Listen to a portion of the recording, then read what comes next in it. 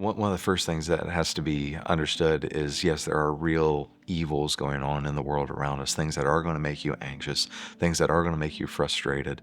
And even the frustration is not necessarily a bad thing. There is a righteous indignation, a righteous anger when we see the wicked prospering and we see evil being promoted and these things. But at the same time, the God who calls us to have that righteous anger also says, be anxious for nothing.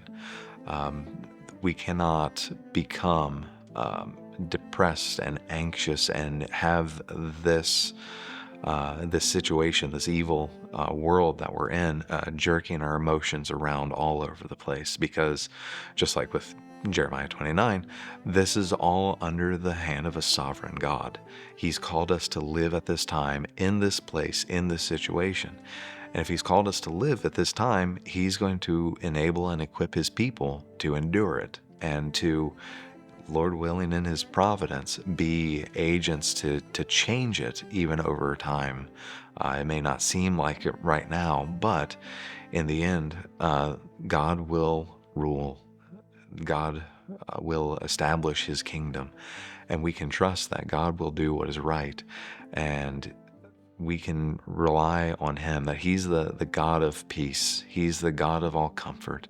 And so when we look at all the things going around that may frustrate us or cause us to be anxious, knowing that our God is in control, it may look like everything is going crazy, but there's a reason for it. There's a purpose for it. And in the end, it's going to actually serve his glory, and it's going to be even good for his people. And so we trust him and we go to his word. How should we live at this time? How do we obey his commands? How, in the light of all this, can we be a light to our unbelieving neighbors? Um, in a increasingly pagan culture, we're going to stand out even more. And so light shines most brilliantly in a dark space. The light of the gospel is going to shine even more brilliantly. The gospel exploded on the scene and flourished in the midst of first century pagan Rome. As we see a repaganized culture, I think we can expect the same thing. The light of the gospel is going to shine that much more clearly, and the world's going to see, oh, there's a better way to live. These Christians, they actually know what to do.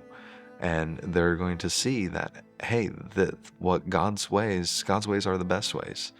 And so, yes, we can be frustrated and anxious about what's going on, but we're called to be faithful and to live as God's messengers and not stop proclaiming the message that Christ is King, and we are to repent, trust in him, and live for him.